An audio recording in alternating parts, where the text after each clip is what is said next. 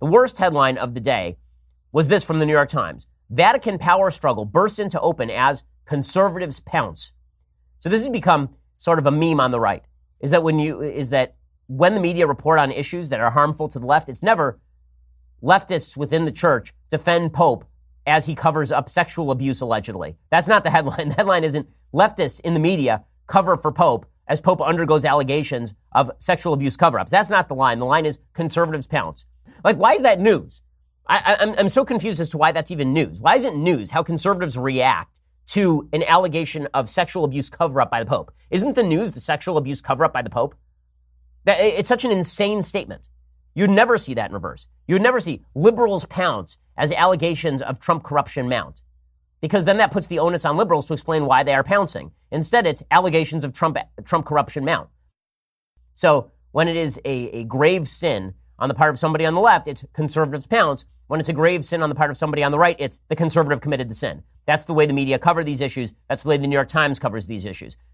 Quote, since the start of his papacy, Francis has infuriated Catholic traditionalists as he tries to nurture a more welcoming church and shift it away from culture war issues, whether abortion or homosexuality. Who am I to judge, the Pope famously said when asked about gay priests. That is the first paragraph of a story about a Pope who is alleged to have covered up sexual abuse and molestation inside the church. The first paragraph is about what a great guy Pope Francis is for not paying attention to social issues like abortion and homosexuality. Is it possible that the Pope's reason for ignoring some of those issues is specifically because he does want to focus on those quote-unquote bigger issues the left likes, and he knows the media will help cover for him? That's not even the worst of the New York Times article. We'll get to that in just a second. So the New York Times article continues. It says, just how angry his political and doctrinal enemies are became clear this weekend when a caustic letter published by the Vatican's former top diplomat in the United States blamed a homosexual current in the Vatican hierarchy for sexual abuse. It called for Francis's resignation, accusing him of covering up for a disgraced cardinal, Theodore E. McCarrick. Okay, that's an insane statement. How the focus is on how angry they are? Oh, wow, look at these people. What's making them... You mad, bro? That the Pope was covering for sexual abuse, allegedly? Yes, I'm angry. Yes, Vigano was angry. Yes, conservatives inside the church and liberals inside. Why is this a partisan issue? Why is the Pope covering for sexual abuse a partisan issue? By the way, it wouldn't be a partisan issue if the Pope's name were Benedict. If the Pope's name were John Paul II.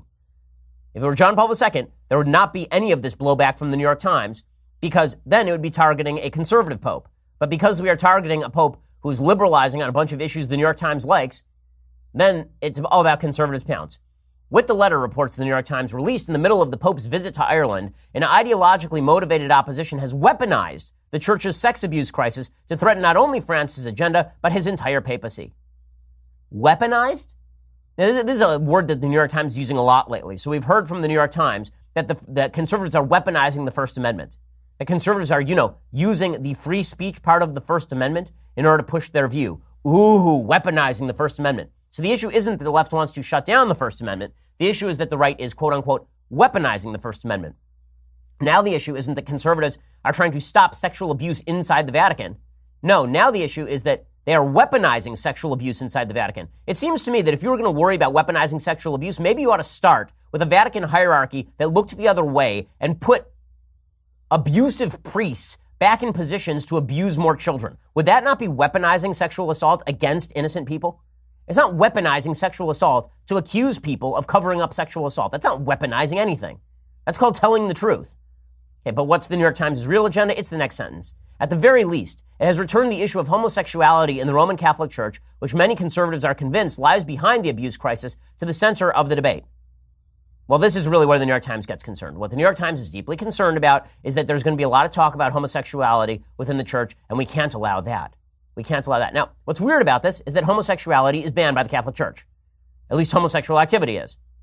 And the toleration of homosexual activity inside the Catholic Church is a violation of Catholic canon law and has been since the inception of the Catholic Church. There's a 3,500-year tradition in Judeo-Christian religion of banning homosexual activity, or at least opposing homosexual activity. It's pretty clear here that what the New York Times really wants is for the Catholic Church to ignore the fact that there's a violation of Catholic canon law going on inside high levels of the priesthood. The New York Times says Vatican intrigues and power struggles are nothing new, but they usually remain within the medieval walls or fly over the heads of the Catholic faithful around the globe. This battle, however, is being waged in an exceptionally open and brutal manner. This is an objective news story. It's exceptionally open and brutal. How about the media uncovering all these sex abuse scandals in the first place? Was that exceptionally open and brutal, or was that called good reporting that they were supposed to do? But it's exceptionally open and brutal when it turns out that this sort of thing ties into a homosexual subculture within the church. When the two correlate, and again, that doesn't mean causation, but when the two correlate, then the New York Times is more interested in protecting the homosexual subculture of the church than in protecting children. Okay, that is what is going on here. What is going on is that the New York Times and folks in the press are more interested in protecting their social agenda within the church than with protecting children. Because if it comes down to a choice between targeting people like McCarrick, who apparently was having sex with seminarians, and protecting children that McCarrick was also abusing, they would prefer to preserve McCarrick at the cost of the children. That's all I can take away from these press reports. These accusations in the letter remain unsubstantiated, says the New York Times. Really, would they treat them as unsubstantiated if they were against Pope Benedict? Or would it be on the front page of every newspaper ever? Asked Sunday night about their validity, Francis said he would not dignify them with a response, which is, of course, a non-response. That is dignifying them with a response. If I ask you if you sexually abuse children, and I have a credible allegation from people who know you, and you say, I'm not going to dignify that with a response, or I don't know, I'm not going to say yes, I'm not going to say no, I think it's fair to say that we should have some serious follow-up questions. They are serious, says the New York Times. The Pope's vague answer has only heightened public interest, particularly in the core accusation, that he was told about Mr. McCarrick's history of sexual relations with seminarians and did nothing about it. But Francis's non-answer is in keeping with his reluctance to give oxygen to a small, if influential and noisy, group of conservative prelates and writers aligned with the author of the letter.